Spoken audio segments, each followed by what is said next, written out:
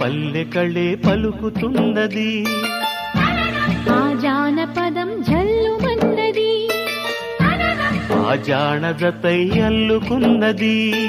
మొగలి పువ్వు మహారాజుకి మొదటి కానుక, ఎదను పరిచి వేసేయన ప్రణయ వేదిక.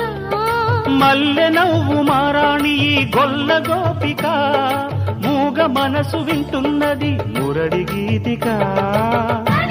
రేపల్లె మళ్ళీ మురళి విన్నది, ఆ పల్లె కళే పలుకుతున్నది.